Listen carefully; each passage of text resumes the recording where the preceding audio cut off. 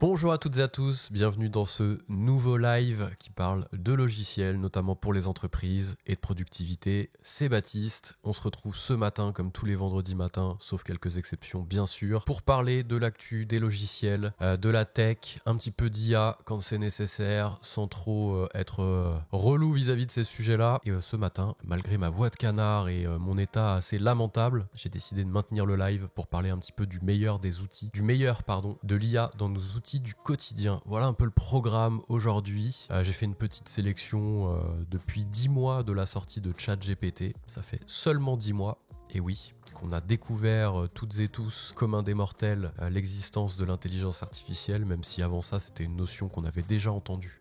On savait pas trop ce que c'était. C'était il y a 10 mois, ChatGPT, et depuis, on a l'impression que tout s'est accéléré. Il y en a partout, dans tous les outils. Franchement, il n'y a plus un outil qui sort sans IA et il n'y a pas une semaine qui passe sans qu'on ait des annonces des éditeurs historiques qui font leur annonce de leur fonctionnalité intelligence artificielle dans leurs outils classiques. Et je suis assez persuadé que ceux qui prendront pas le virage risquent au profit de ceux qui le feront perdre des parts de marché. On va dérouler un petit peu le petit programme. J'ai fait une petite sélection de quelques petites choses que je voudrais voir, un petit peu la sélection des meilleurs outils par catégorie. Ici, visio, communication interne, navigateur bureautique, quelques outils marketing, ChatGPT. Je les ai pas tous mis. Le but c'est d'aussi voir si vous avez des idées, si vous me rejoignez ce matin, des meilleurs outils que vous utilisez vous au quotidien. Parce que ça peut avoir plusieurs aspects. Il peut y avoir plusieurs axes d'utilisation en fonction du métier qu'on fait. Si on est au marketing, on va peut-être pas avoir le même besoin que si on est à la finance. Et la finance n'aura pas le même besoin que, je sais pas moi, le commerce. Donc du coup, ça dépend vachement du métier qu'on fait. Et c'est pour ça que j'ai essayé un petit peu d'être généraliste ici, là, dans l'approche. Et de ne sélectionner uniquement que des outils qui pourraient convenir et correspondre un petit peu à tous les métiers qu'on fait, qui sont généralistes en fait.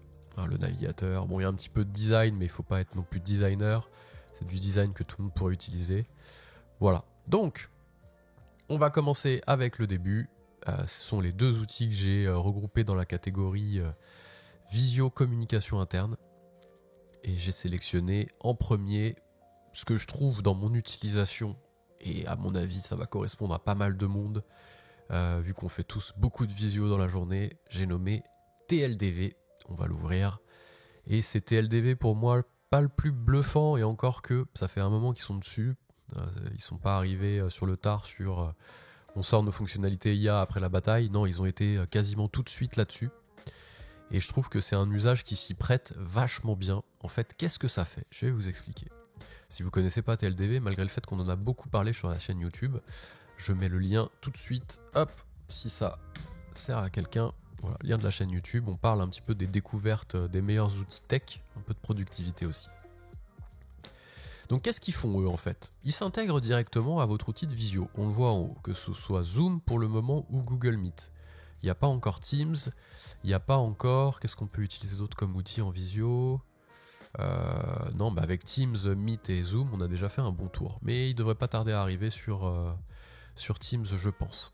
En fait, qu'est-ce qu'il fait ? Il s'intègre directement à votre visio, comme si c'était un participant, et il va venir enregistrer la visio. Donc déjà, c'est la première chose. Il va générer un replay. Vous allez me dire jusque-là, ok, c'est génial ton truc, mais nous, tous nos outils natifs permettent eux aussi de générer des replays. Google Meet le fait, Zoom le fait. Pas de souci. Bon, Google Meet faut une version payante, mais ça le fait très bien. Là, c'est payant aussi, vous me direz, de toute façon. Ok, mais là, c'est pas tout, puisqu'il va aussi à l'intérieur, et c'est là où c'est le plus fort. Je vais peut-être vous en ouvrir un TLDV, là, que vous voyez un peu, plutôt que de vous montrer la page d'accueil, là. Je vais aller sur le mien. Voilà.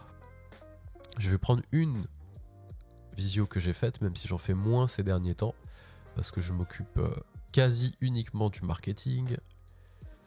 Voilà, je reprends tout le temps la même parce que c'est la dernière que j'ai faite. Voilà. Donc il a enregistré le replay, ça c'est une chose. On peut le regarder. Là je suis arrivé avant, avant mon... Salut Loïc. Et là, Loïc est arrivé, ok ? Donc là, qu'est-ce qu'il a fait ? Il a enregistré le replay. Bien sûr, ça on va pouvoir récupérer ce replay. On va pouvoir copier le lien pour l'équipe. il a copié un lien. D'ailleurs, qu'est-ce que je pourrais vous montrer ici? C'est pas juste un lien, il a lié un lien avec les chapitres et les chapitres sont cliquables. Pourquoi? Parce qu'il a généré des chapitres automatiquement. Oui, c'est ça aussi que je voulais dire. Par sujet, ici, vous voyez, il vous a fait par tag, par sujet, il vous a fait des petits chapitres. Ici, on le voit, hop, à 1.06, on parle de ça, à 2.32, on parle de ça, à 4.36, on parle de ça. Et il nous a généré automatiquement des petits sous-titres. Ce qui fait que si on ouvre une note, est-ce que je peux ouvrir une note ici? Je crois pas qu'on peut ouvrir une note. Je vais le faire là vite fait, comme ça je vous montre un peu à quoi ça ressemble quand même, malgré tout. Donc voilà ce qu'il a généré. Ici, quand j'ai fait copier-coller, si je vous remontre, j'ai fait copier la note, je me mets là, boum, il a généré la note automatiquement avec les bons chapitres. Ici, si vous êtes sur un des outils compatibles, il le dit ici, HubSpot, Salesforce, Slack, il va même vous générer juste en dessous ici le lien du chapitre. C'est-à-dire que si la personne veut consulter le replay, elle va pouvoir cliquer sur 5 minutes 39 et ça va ouvrir automatiquement le replay. Ok. Voilà, donc ça c'est la partie un peu cool. Je vous enlève les notes. Ça c'est la première chose. La deuxième chose c'est qu'il va faire une transcription par tag. Voilà. Il nous explique ici Loïc est parti au Monténégro, etc. Voilà, boum boum, ça déroule. Des idées qui ressortent. Il va nous générer des grandes idées qui ressortent de la visio. Un petit peu les grands thèmes et les axes à retenir à la fin de la visio, parce que c'est bien beau de faire des visios, mais si à la fin on n'en tire aucune conclusion, ni aucune action, bah, ça sert pas à grand chose, quoi. Donc lui, automatiquement, grâce au replay qu'il va enregistrer, il y a de l'intelligence artificielle qui va regarder, voilà, exploration d'idées pour développer des applications mobiles pour les partenaires et les clients. Sentiment que l'innovation est faible et préoccupation pour l'avenir. Okay. Next step, Baptiste transmettra l'information à Nico pour qu'il puisse organiser une réunion. Nico chez nous, qui s'occupe de ces sujets-là.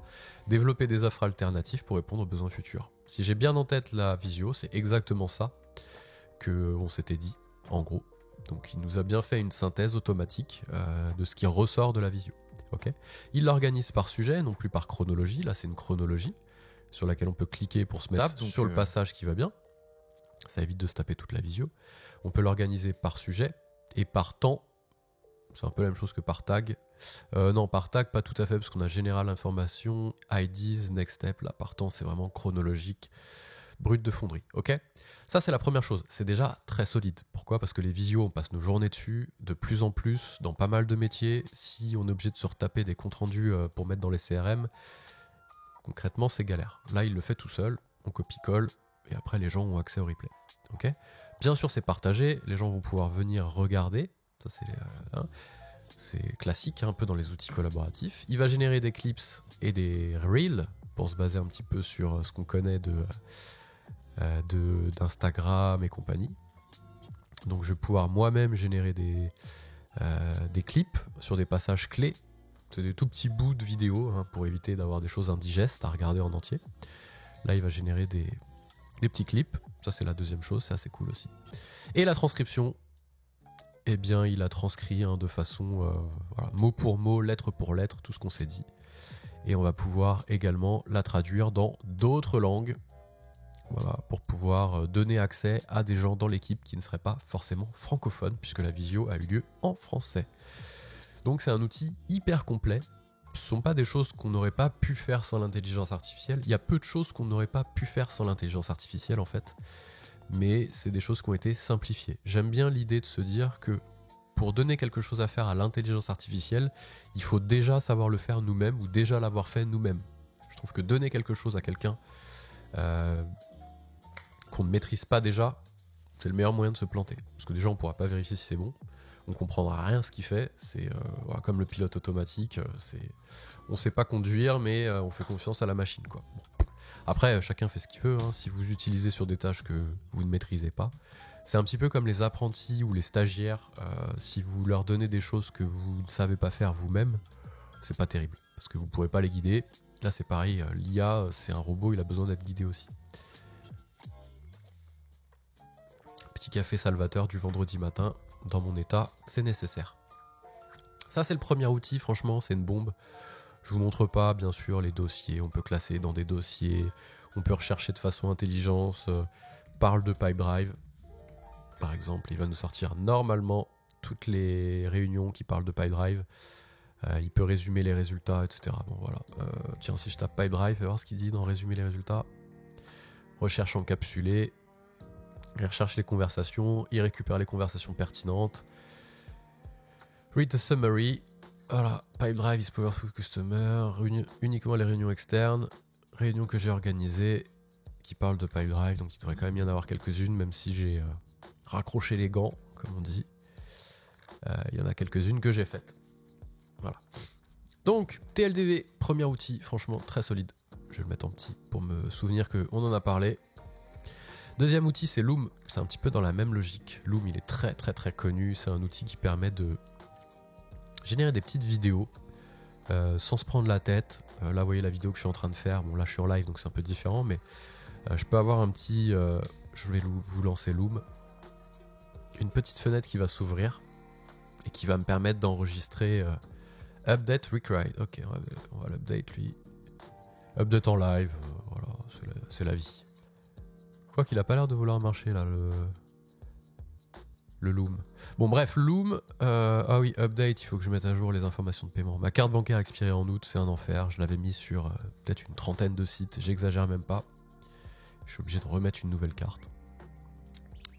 Et d'ailleurs, on a trouvé Spendesk, qu'on est partenaire, éditeur dont on est partenaire, je vais essayer de parler français, qui permettent de résoudre ce genre de problème. Alors par exemple, Loom, j'enregistre une petite vidéo, je l'ai normalement dans ma barre d'adresse ici, clac, là il me dit de faire un update, mais en gros ça me met une petite vignette là en bas, je peux générer une vidéo, ça enregistre ma voix, mon micro, ma webcam, mon écran, je peux choisir de me mettre en grand, en petit, etc. Voilà, c'est hop, petit, grand, de me mettre un arrière-plan qui disparaît, de me mettre un fond virtuel, etc. Bon, ça c'est classique, mais c'est pas ça, le plus important, c'est qu'une fois que vous avez enregistré la vidéo, il va vous faire même chose un petit peu que TLDV, un petit résumé automatique, c'est pas moi qui l'ai généré. Hein.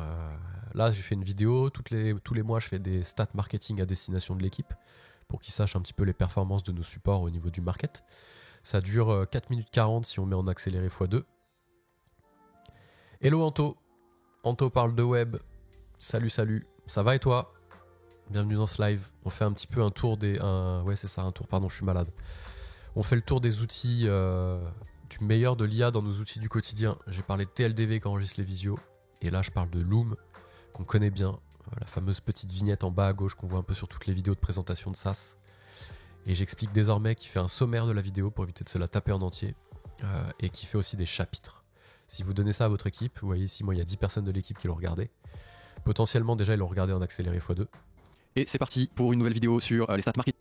x2, hein, quand vous regardez des vidéos qui n'ont pas d'âme, qui n'ont pas de... Comment dire que vous regardez pour en tirer la quintessence du contenu, regardez-les en x2, voire x2,5 si vous êtes bien accroché. Ça vous permet de gagner du temps, quoi. Parce que souvent les vidéos, les gens ils tergiversent. Avant d'avoir vraiment accès à l'information que vous êtes venu chercher, un tuto sur YouTube, des fois il y a des vidéos de 3 minutes et il y a 5 secondes intéressantes. Mettez en accéléré et puis vous gagnerez du temps, quoi. Ça, c'est la première chose. Donc là, il vous le met en accéléré x2, ça c'est facile. Mais il vous fait surtout un petit sommaire pour éviter, pour que les gens qui regardent la vidéo sachent un petit peu à quoi s'attendre. Et il vous fait des chapitres. Si dans la vidéo de 9 minutes, il n'y a qu'une partie qui intéresse, je sais pas moi, Nicolas, parce que c'est le premier que je vois, tendance et perspective, je vais cliquer sur le chapitre. Certainement noté cette baisse là, à partir de juillet, parce qu'à partir de juillet, les gens sont en vacances, donc clairement là, on est sur la vitesse de croisière. Voilà. Il va mettre automatiquement le passage où je parle des perspectives sur le site web. Voilà, c'est hyper pratique. Troisième chose, j'ai vu ta question Anto, mais je finis avec cette partie-là. Troisième chose, il va générer des tâches automatiques si dans la vidéo que vous faites à destination de votre équipe, vos clients, vos collaborateurs, vos fournisseurs ou que sais-je, s'il a détecté à l'intérieur des actions, il va générer ici des tâches. Là, il ne l'a pas fait parce que faire ceci, il n'a pas trouvé que j'avais des tâches à l'intérieur à faire, mais il y aurait eu une tâche ici à faire ceci, et ce serait mis ici dans la timeline directement. Ça, c'est vraiment pratique. Les petits commentaires, bien entendu. La transcription, bien entendu, avec les chapitres. La possibilité de transcrire dans d'autres langues et tout. Un peu comme TLDV. Anto, tu me dis, et TLDV, tu as déjà testé dans un Google Meet. TLDV, j'ai testé dans un Google Meet. C'est pas que j'ai testé dans un Google Meet, c'est qu'on est 20 chez BLC. On l'a mis chez les 20 et il se lance automatiquement à chaque visio qu'on fait. Donc, c'est même pas que j'ai testé, c'est que c'est l'outil dans lequel il y a de l'IA qu'on utilise le plus chez nous. Voilà, je te montre, hein, je vais pas te mentir. Hop, TLDV, login. Voir toutes les réunions. 4 octobre, 3 octobre, 2 octobre, Nicolas, tout le monde en fait. Alors pas tout le monde, notamment les sales. Et si j'ai besoin d'accéder à une réunion à laquelle j'ai pas participé, une app par exemple, celle-ci, hop, je me mets dessus. Ou tiens, celle de Respire.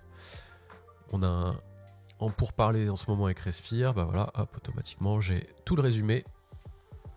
J'ai les éléments clés, internalisation d'une force de vente pour des marchés, etc. Les grandes idées, organisées par sujet.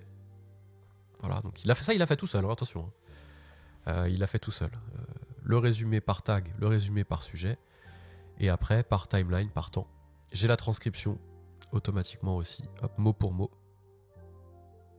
Voilà. Et je peux la traduire dans d'autres langues si vous êtes une société à l'international. Ouais, franchement, TLDV, n'hésite pas. J'ai pas de part sociale ou quoi que ce soit dans la société. J'ai même pas de lien affilié.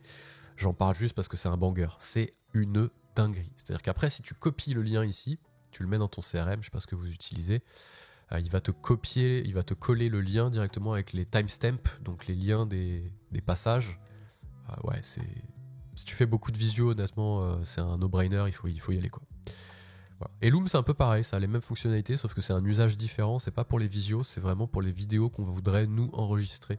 Quand on fait un peu d'asynchrone, ce que je conseille souvent de faire, c'est de l'asynchrone, c'est quoi? C'est d'essayer de traiter des sujets sans forcément se parler de façon synchronisée. C'est-à-dire que je vais pouvoir poser une question à quelqu'un, elle va être désynchronisée de sa réponse. Le mail, le courrier, qu'est-ce que j'ai d'autre? Des commentaires dans des outils collaboratifs. La personne va prendre connaissance de ma question, étudier la réponse, etc., faire ses recherches et répondre plus tard. Ça permet de gérer plusieurs fuseaux horaires, ça permet d'éviter de déranger les gens quand ils sont en train de bosser sur un sujet, lui taper sur l'épaule. S'il te plaît, j'ai besoin que tu m'aides là-dessus.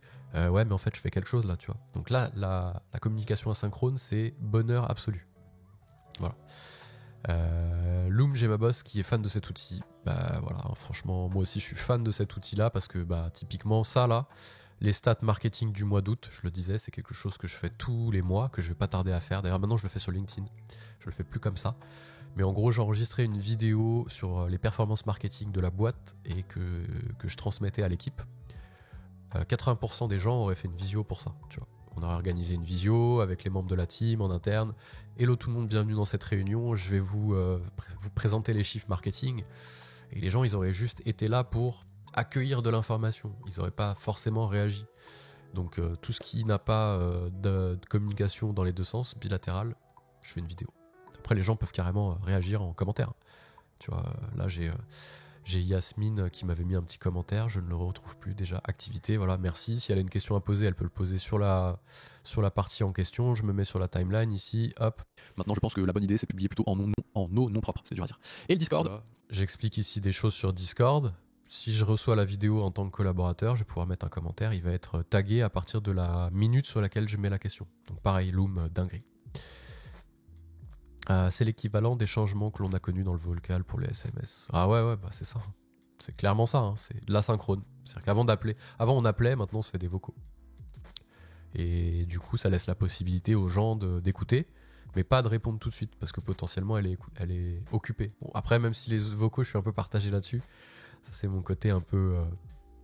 Maintenant, l'iPhone, enfin iOS 17, il retranscrit en texte ce qu'on a dit en vocal. Android le fait depuis longtemps, pas de débat là-dessus. Pas de débat Android iOS, s'il vous plaît.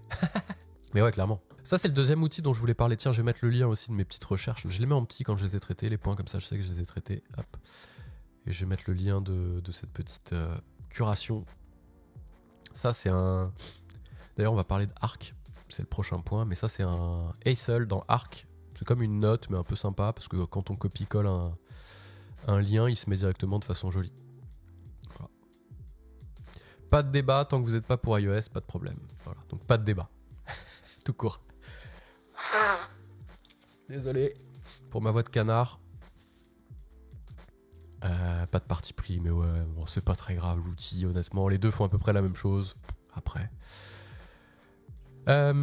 Du coup, je le disais, Arc, mardi soir, c'était mardi, je crois. Ouais, c'était mardi. J'étais en live pour Arc Browser, le fameux navigateur que je suis en train d'utiliser, hein, que vous voyez ici, qui a révolutionné, attention, on va prendre des pincettes, les navigateurs, puisqu'on a la possibilité de s'épingler ici. Alors certains diront que ça vient d'Opera, je suis complètement ok. C'est vrai que c'est pas que ça non plus.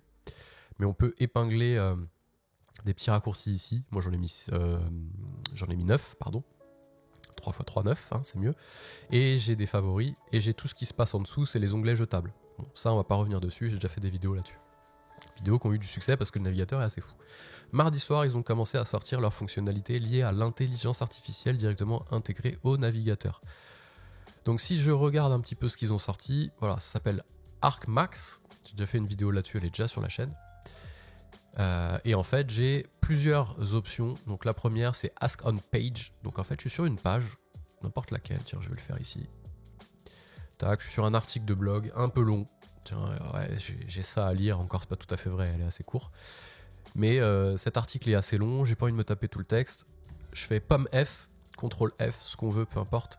La recherche, find. Et je vais taper ici à l'intérieur ma recherche. Donc là, on connaissait la recherche classique. Cherche-moi un mot dans le texte. Là, c'est pas ça. Je vais pouvoir lui poser une question. Quel est le calendrier ? Et lui, en fait, il va s'appuyer sur le contexte sur lequel je suis. Donc c'est comme si c'était un chat GPT, mais directement intégré et avec le contexte de la page sur laquelle on est. Chat GPT, vous tapez un prompt, eh bien, il va répondre de façon globale par rapport à l'information qu'il a. Là, il s'adapte au contenu sur lequel on est. Donc il va vraiment répondre par rapport ici à l'article sur la page sur laquelle on est. Les 4 phases du calendrier sont septembre, janvier. Un peu de détails, s'il te plaît. Voilà. Voici les détails pour chaque phase. Donc en gros, l'information, elle est là. Hein. Elle est assez synthétique. Et c'est pas très long non plus. Mais dans le lot, je suis pas obligé de lire toute l'intro, tout ce qu'il y a derrière et de perdre l'info. Là, ça va, il n'y a pas beaucoup de caractères, mais sur certains articles, c'est un peu chiant. Et si tu veux faire un simple recherché, du coup, et si tu veux faire un simple recherché dans la page, je pense que si tu tapes, fais voir sirène. Tiens, c'est une bonne question, ça. Ah, find on page, pardon. T'as quand même, voilà, la partie où ça apparaît. Je me disais, tiens, c'est bizarre, c'est une super question parce que j'y ai pas pensé. Si tu veux faire juste une recherche d'un mot à l'intérieur, si tu recherches par exemple Sage, il va te faire un résumé autour de Sage, certes, mais il va surtout normalement te mettre Find on Page. Là, il l'a pas fait. Il l'a fait pas à tous les coups, mais là, ça a fonctionné. Fais voir si je fais Edit. Il n'y a pas un petit search là-dedans quelque part. Find pomme F. Ouais, tu vois, ils l'ont vraiment remplacé par le find. Le pomme F, c'est le recherché sur une page. Ils ont vraiment remplacé par par l'intelligence artificielle intégrée. Ça, c'est la première fonctionnalité. La deuxième, c'est la 5 second preview. Donc vous êtes sur une page, toujours pareil, on va prendre la même. Vous avez des hyperliens qui apparaissent, celui-ci par exemple. Vous restez appuyé avec Shift de la souris, vous passez juste votre souris dessus et il va vous générer un résumé de l'hyperlien sur lequel vous êtes. Et vous allez pouvoir regarder l'hyperlien avant de cliquer sur la page. Ça c'est pareil, c'est hyper pratique parce que ça vous évite en fait de cliquer sur le lien juste pour avoir 2-3 informations. Ici vous regardez par exemple, tiens, TVA sur les débits dans Sage Compta, ok, qu'est-ce qu'il nous dit? C'est encore en anglais pour le moment.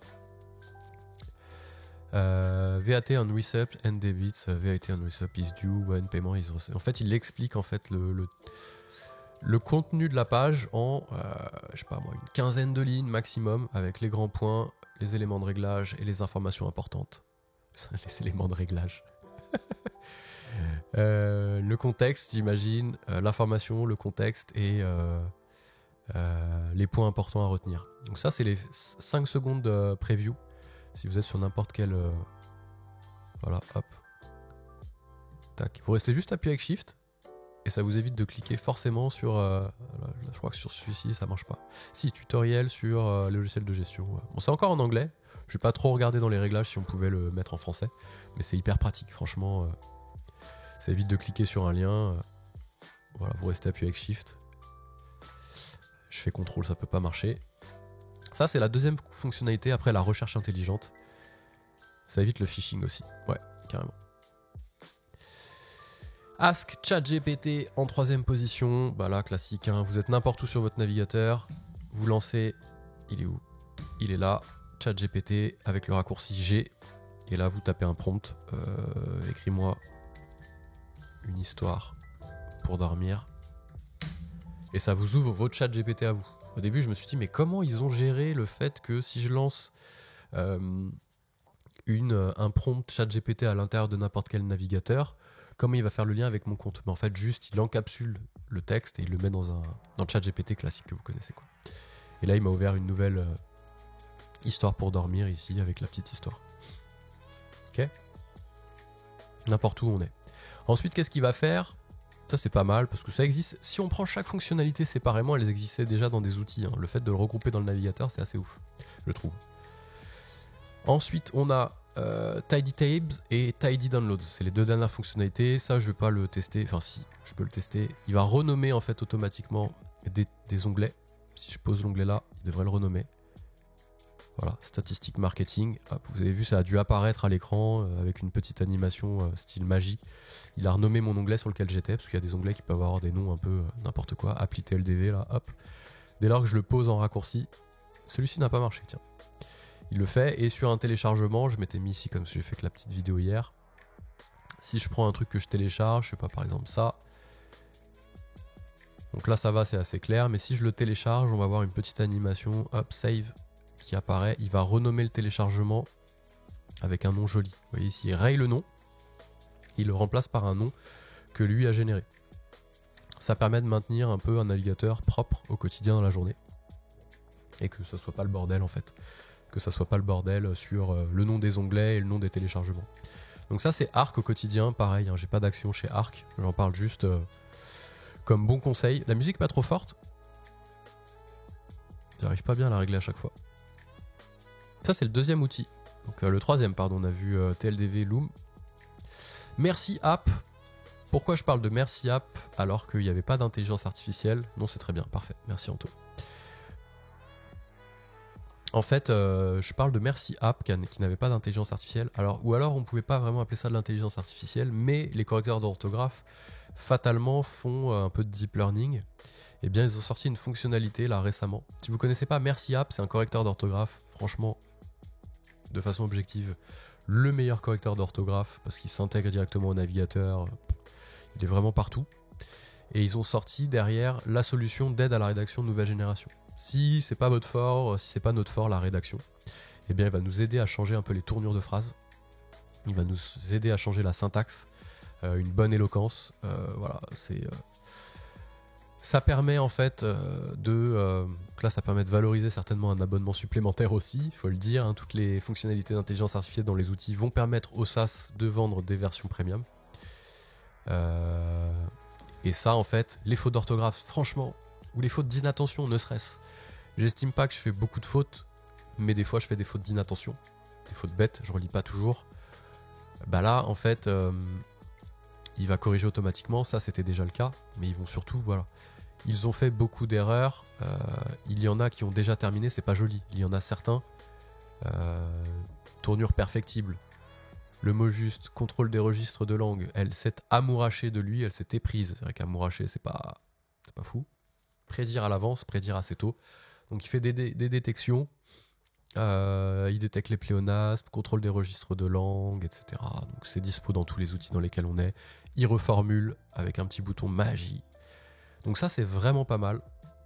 J'ai un collègue que ça va intéresser. On a tous des collègues, même nous, qui pourraient potentiellement être intéressés par ça, parce que ça aide. Alors des fois, moi je l'aide activé sans l'avoir activé, parce que là en version de lancement, ils l'ont mise gratuite. Vous voyez, c'était 8€ le correct, 12€ l'assist. Donc ça permet de valoriser un truc supplémentaire. Eh bien ils l'ont activé par défaut, et c'est vrai que des fois il me change des tournures. Alors il me propose, il le fait pas tout seul bien entendu, des choses que j'ai pas envie de changer. J'écris une newsletter, voilà, je me pose un peu dessus. J'ai pas envie qu'il me change certains mots qui ont du sens, les mots sont forts, voilà. Donc il propose, on fait ce qu'on veut après derrière. La DUA du site est très cool. Bah ouais, grave. Bah la typo là, c'est la typo que tout le monde utilise. La première fois que j'ai vu ces typos là, c'était chez Patagonia. Il y a des plans team, ouais. Il y a des plans team ici, tu vois, tu peux sélectionner 10 licences pour 10 collaborateurs. Et donc ça fait ni plus ni moins que le prix utilisateur x 10. Il n'y a pas de ristourne, j'ai l'impression. Mais quand on est connecté, en effet, il se connecte avec l'extension de nom de domaine. Et ça permet d'avoir des choses partagées. Ça permet d'avoir surtout d'avoir une... Ah tiens, solution entreprise. À partir de 20 licences. Donc ça dépend de la taille de la boîte. Tu vois. À partir de 20 licences, c'est un petit peu moins cher. Enfin non d'ailleurs, c'est pas moins cher. Facturation annuelle, ouais, ok. Donc on peut facturer de façon annuelle uniquement. Voilà, donc je te laisse regarder dans les tarifs. Pareil, j'ai pas de lien d'affilié ou quoi que ce soit. J'en parle juste parce que je l'utilise vraiment depuis un bon moment pour le correcteur. Je suis pas sûr de l'utiliser Assist parce que j'ai vraiment envie de garder la pleine maîtrise des choses que j'écris. Mais après, dans certains cas, par exemple, des gens qui seraient pas natifs français, natifs francophones plutôt, et qui évoluent dans une société francophone. Nous, on a le cas chez nous, par exemple, quelqu'un qui est à Lisbonne, qui est pas natif francophone et qui peut peut-être avoir certaines difficultés à l'écrit. Et ben d'avoir ce petit truc assist, c'est pas un jugement de valeur, hein, bien entendu. Il parle, je sais pas combien de langues par ailleurs, il a vraiment pas de souci là-dessus. Alex, big up. C'est juste que voilà, c'est pas sa langue maternelle, donc des fois à l'écrit c'est pas toujours facile. Donc là, ça peut permettre de se mettre sur la piste. En fait, il y a plein d'usages. Merci, App, très bien aussi. Canva, qui a sorti, c'était mercredi à 15h. Voilà, Arc Browser, c'était mardi soir. Canva, c'était mercredi. Ça n'arrête pas. Ils ont sorti aussi leur fonctionnalité autour de l'intelligence artificielle. Et du coup, plein de bonnes choses. C'est un outil du quotidien aussi. On peut supprimer l'arrière-plan, on peut faire des choses magiques, vraiment. Canva, donc c'est vraiment un outil du quotidien. Traduire automatiquement des textes, redimensionner des images qui seraient en basse qualité, les mettre en plus haute qualité. Voilà, il y a plein de choses qu'on peut faire à l'intérieur. C'est assez fou. Donc je vous invite aussi... Ouais, c'est moi qui ai eu un problème sur le live, Anto. Je sais pas, j'ai eu une coupure de... On aurait dit une coupure d'internet, pourtant j'ai une connexion hyper stable ici au bureau. Avec une fibre de malade. Je sais pas, pour peu qu'il y ait des gens qui fassent... Il y a du monde en fait au bureau. Il y a plein de sociétés, pour peu qu'il y en ait un qui installe la fibre. C'est Twitch. Ouais, Twitch, ça peut planter aussi, c'est clair. Canva, je vais pas rester éternellement dessus. Pourquoi ? Parce que c'est pas forcément un outil. Je le disais en intro, j'avais envie de parler d'outils généralistes que tout le monde peut potentiellement utiliser. Là, Canva, c'est vraiment orienté design. Même si c'est du design léger, c'est pas Photoshop où il faut vraiment avoir des skills importants pour pouvoir l'utiliser. On peut potentiellement tous avoir affaire à du Canva dans notre quotidien, même pour faire des petites vignettes, des petits bidules. Donc c'est pareil, mercredi, ils ont sorti leur fonctionnalité IA. Ils avaient déjà de l'IA à l'intérieur, mais là, ça y est, ils ont frappé un grand coup. Donc je vous laisserai aller regarder. Capture magique, donc vous prenez... on va regarder un peu, tiens. On va pas juste faire les... On va se faire une petite... tiens, on va prendre une dimension personnalisée. En 4K, on va se mettre une petite image ici qu'on avait importée. Je dois avoir une petite image, tiens, on va prendre ça. Voilà, hop, on va se le mettre en grand. Première chose, voilà, vous avez ça ici, c'est pas les bonnes dimensions, il manque en haut et en bas. Vous allez sur la photo, modifier, et vous faites agrandissement magique. Donc là, vous choisissez de remplir la page entière. Vous voyez ici, vous avez votre petit guide qui se met. Et vous faites un agrandissement. Et là, en fait, il va inventer des pixels qui n'existaient pas auparavant pour se caler d'un 19... Attends, c'est quoi ? 16 neuvième, d'un 19 neuvième ou un truc comme ça, j'en sais rien ce que c'était. Alors par contre, elle a perdu ses cheveux, la pauvre. Au passage. Attends, je suis fou, elle avait des cheveux, non, quand même, la pauvre. Qu'est-ce que j'ai fait là ? C'est peut-être moi avec la version initiale. Là, en fait, je vais le refaire. Modifier, vous faites agrandissement. Magique. Et il va créer, hop, sur la page entière, les bouts qui manquent. C'est assez bluffant. Il devrait créer du tapis en dessous, là. Et il devrait créer une espèce de barre ici. Barre de soutien avec un mur en... C'est pas parfait, mais franchement, si on s'attarde pas trop, ça fait l'affaire. Après, il suffit de mettre une petite vignette sur la photo, modifier, ajuster. Vous mettez un petit vignettage et vous y voyez que du feu. Voilà, ça c'est la première chose, il recrée de l'information là où il n'y en a pas. La deuxième chose, c'est qu'il va pouvoir bouger la personne. Ici, c'est une photo figée, c'est-à-dire que c'est une photo qui vient de chez Apple pour présenter l'iPhone. Et en gros, c'est une gymnaste pour le mode, à mon avis, quand on filme le mode action, quoi. Okay. Eh bien, je vais pouvoir, je sais pas, moi, il y a un bout qui m'intéresse pas dans la photo. Gomme magique. Je vais pouvoir prendre, je sais pas, moi, ce truc jaune là, et je l'enlève. Ça, on l'a vu dans Google avec la sortie du Pixel 8 et même avant du Pixel 7. Voilà, il nous a enlevé des petits bouts. Là, il nous a pas tout enlevé. On va essayer d'enlever ce truc jaune qui attire trop l'attention sur la gauche, mais qui fait un rappel à la fois avec son maillot. Donc là, il veut pas, hein, a priori. La gomme magique, c'est pas parfait. Mais il nous a quand même enlevé un bout un peu chiant. Édition magique, je vais pouvoir choisir ici, par exemple, remplacer ça par une table. Il va nous remplacer le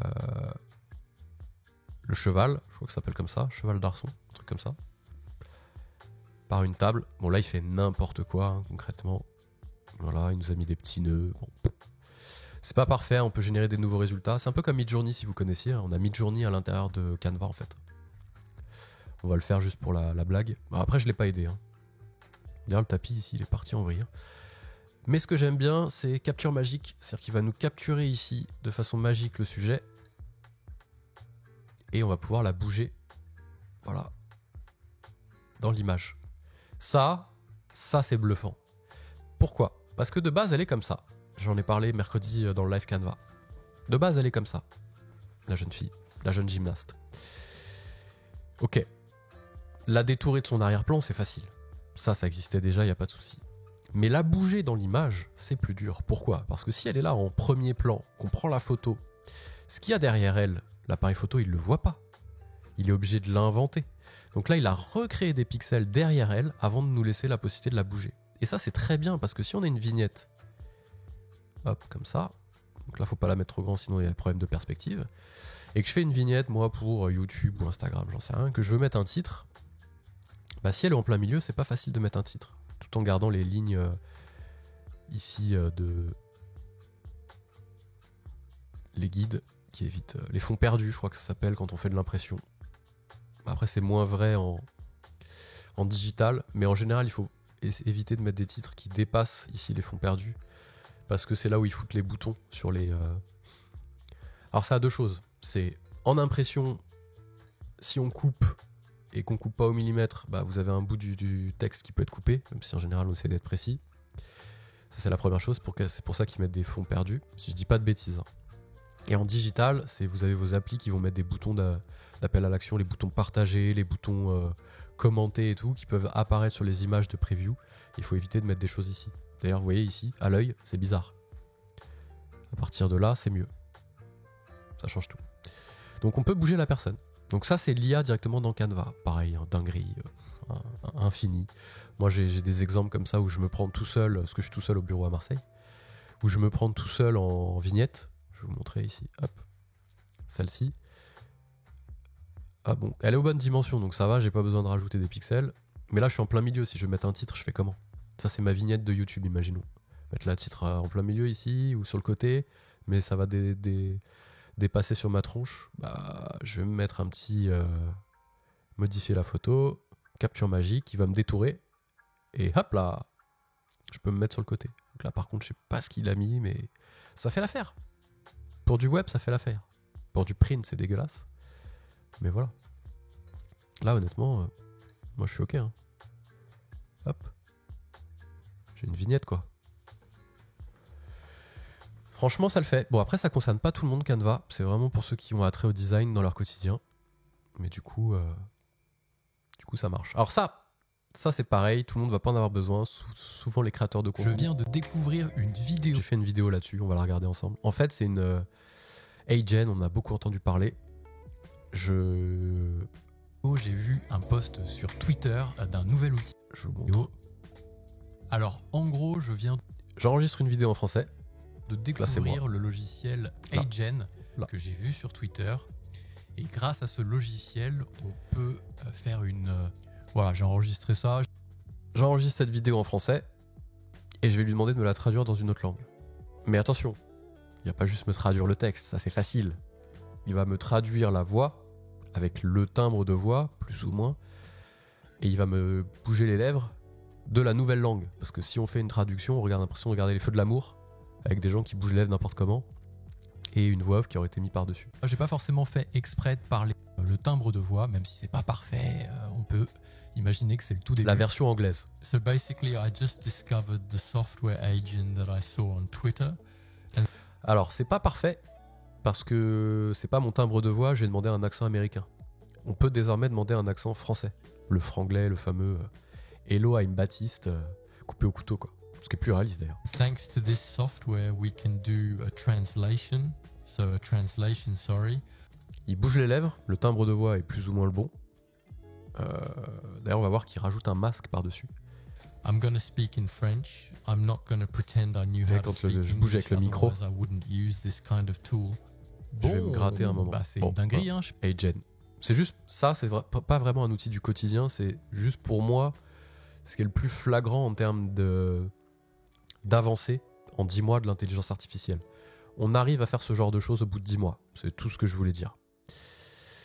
Grâce à cet outil. Honnêtement, je l'ai utilisé pour la blague, je ne l'ai pas réutilisé parce que j'ai pas vocation à faire des vidéos dans d'autres langues. Mais cet outil-là, il permettait juste de prendre la mesure de l'avancée qu'on a réussi à avoir en 10 mois, juste pas d'existence, parce qu'il y a toute la partie immergée de l'iceberg depuis des années où on bosse dessus. Mais en 10 ans de démocratisation de l'intelligence artificielle, voilà où on en est au bout de 10 mois. Enfin, 10 ans, il faut que je retourne me coucher. J'aurais pas dû faire ce live, je crois. Du coup, voilà, un petit peu les outils du quotidien. Canva, même si on n'est pas sur le design, c'est hyper puissant. Agen, c'était juste pour situer un peu l'évolution. Et après, des petites nouveautés en ce moment. Les custom instructions dans ChatGPT, ça, j'en parle juste vite fait quand même. C'est important. C'est-à-dire que vous pouvez donner du contexte fixe à ChatGPT et il gardera ce contexte pour toutes les discussions que vous aurez avec lui. Que souhaiteriez-vous que ChatGPT sache pour vous fournir de meilleures réponses? Donc là, vous lui donnez le contexte de qui vous êtes, où vous travaillez, comme ça il gardera ce contexte-là en tête, plutôt que d'à chaque fois dans chaque prompt lui redire « Je suis Baptiste, je bosse pour une société de logiciels de gestion, réponds-moi grâce à ce contexte-là ». Vous lui redonnez ça. Et comment vous souhaitez qu'il vous réponde? Réponse courte, réponse longue, prenant parti, pas prendre parti, voilà. Moi je lui ai mis un petit contexte, même si j'utilise peu ou pas ChatGPT honnêtement.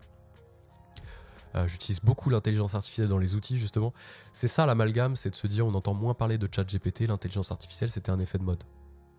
Ok, on entend moins parler de ChatGPT, certes, et encore que.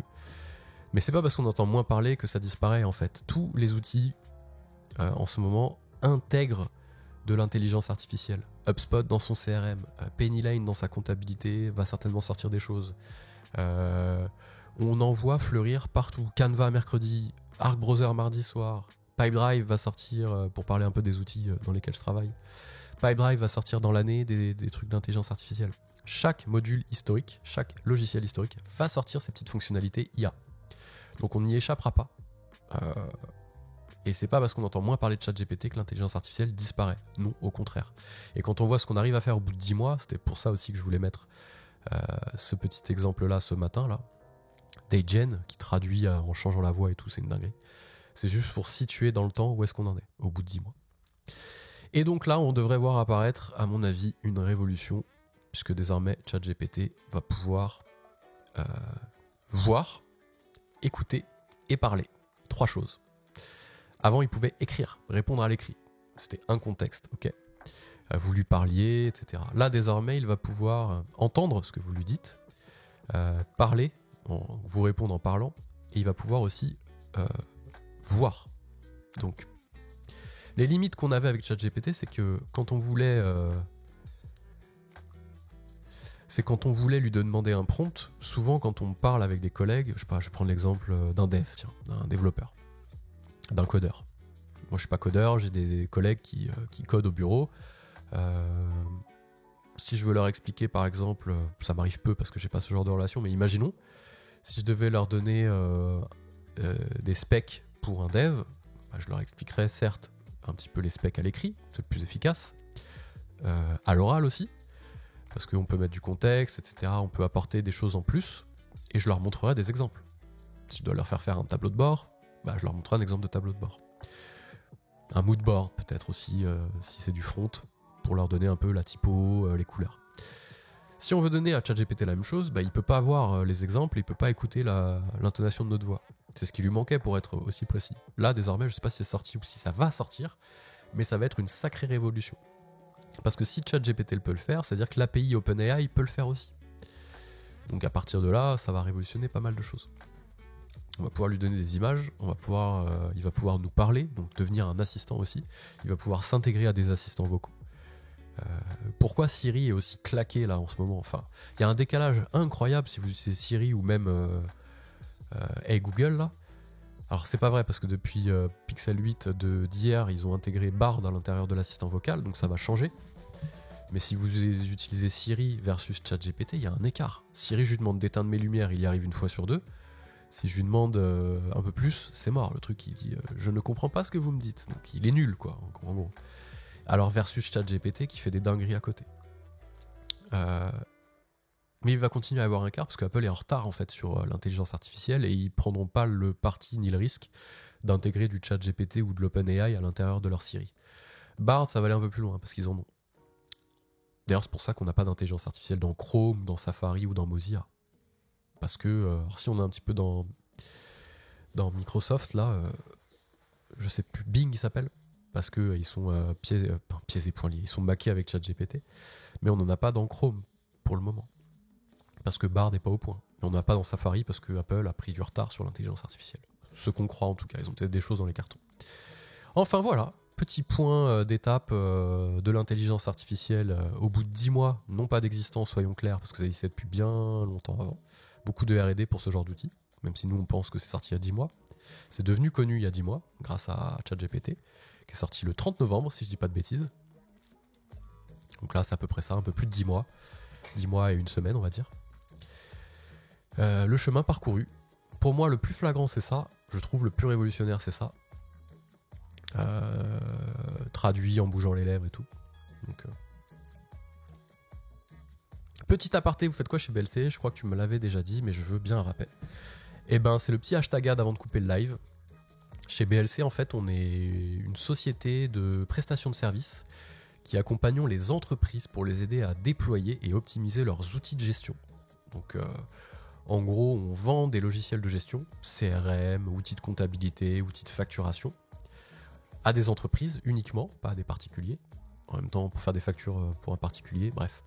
Et on accompagne ces entreprises-là pour les aider à les installer. Et on forme les utilisateurs aussi en entreprise. Voilà notre boulot chez BLC. On est une vingtaine, Paris, Lyon, Marseille. Après, des gens un peu partout en France, mais les 3 agences. Moi, je suis à Marseille. C'est une société que j'ai co-créée il y a 10 ans maintenant avec 2 associés, Nico et Sylvain. Big up à eux. Et c'est notre boulot. Voilà. Donc, ouais, une petite vingtaine, ça fait beaucoup. Un peu moins. Oh, quoi qu'on va pas tarder à être une vingtaine. Ben merci. Ouais, ça fait 10 ans. On va fêter nos 10 ans en juin. Trop content. Voilà. Et toi, du coup, je crois qu'on s'en était déjà parlé. Il me semble que tu as du contenu aussi sur Internet, mais tu bosses dans quoi, Kanto? Si c'est pas indiscret, vu qu'on n'est pas nombreux sur le live. Moi, j'ai une petite chaîne Twitch. Un peu plus de monde sur YouTube qui me suit. Dev web à la base, bah voilà. Je travaille en agence web. Ok, trop cool. Et je pense que vous utilisez un petit peu l'intelligence artificielle. Enfin, nous, on a des devs au bureau aussi. Et enfin, je vais pas dire qu'il est ouvert tout le temps, mais c'est un vrai compagnon quand on code. Ne serait-ce pour valider des idées. Tu crées souvent du contenu. Ouais, ça, je me souviens. Je crois que j'avais poussé ta chaîne même dans le chat, il me semble. Quand on était pareil, on s'était retrouvés un peu à deux comme ça dans un live. Je suis en train là, littéralement de m'endormir. Bien malade. De plus en plus de personnes l'utilisent, ouais. Moi, j'y crois pas au ChatGPT qui va remplacer les codeurs, honnêtement, qui va remplacer personne derrière. Mais je crois aux codeurs qui seront potentiellement remplacés par d'autres codeurs qui utilisent l'intelligence artificielle. En fait, il y a une phrase un peu toute faite qui circule, c'est le ChatGPT ne remplacera pas, je sais pas, des devs par exemple. Mais il remplacera les devs qui n'utilisent pas de ChatGPT. Voilà, je commence à être fatigué, il faut que j'aille me coucher, je crois. En gros, vous aurez les devs qui utilisent l'intelligence artificielle, ceux qui veulent pas, et bah ceux qui l'utilisent auront une petite longueur d'avance, quoi, concrètement. Je crois pas en général l'IA, et pas pour... Ouais, c'est plus pour assister. Moi, je suis carrément là-dessus aussi. Moi, enfin, ChatGPT, je l'utilise pas, parce que j'aime bien avoir cette démarche-là de recherche, je trouve que c'est la plus intéressante. Maintenant, sur des outils à faible valeur ajoutée, style traduire une vidéo, mettre des chapitres, un peu comme ce que j'ai montré, quoi. Les fautes de grammaire, orthographe, tout ça, pas de problème. Je le sous-traite volontiers à une machine. Par contre, la réflexion, je me la garde. Le cheminement, je me le garde. Je peux, pourquoi pas, voilà, échanger juste pour avoir une logique de... Comme si je discutais avec un collègue, vu que je suis tout seul au bureau. Voilà. Et les fonctions qui disparaissent avaient-elles de la valeur ajoutée en réalité? Bonne question. Bah, si elles disparaissent, globalement, on peut se poser la question. Ce sera un bon sujet, pourquoi pas, d'un live plutôt philosophique autour de l'IA, parce qu'il y a une couche philosophique aussi qui s'applique. Pas simple comme débat. De plus ou moins, ouais. C'est toujours la révolution industrielle, c'était ça aussi, hein, remplacé par des machines, parce que bah, soulever des trucs, etc. C'est un peu... Bah là, c'est la révolution tertiaire, quoi. La même chose, mais au niveau des tâches de matière grise, dans certains cas. Bon, en tout cas, c'était très cool, ce petit live, je suis hyper content. J'ai hésité à me lever, parce que j'étais vraiment au fond du seau. Mais je suis content de l'avoir fait. Pas pour le nombre de personnes qui nous a regardé, concrètement, c'est toujours un petit peu entre nous. Mais voilà, à partir du moment où on est deux, c'est qu'il y a un échange. Donc merci de t'être joint à moi, Anto. C'est toujours un plaisir. Voilà. Merci, c'est très cool. Bah, un gros big up, merci pour la force, c'est super. Bonne journée, bonne fin de semaine à tout le monde. Replay dans la chaîne YouTube dans pas trop longtemps. Et puis bah, à très vite pour de nouvelles aventures. Ciao tout le monde.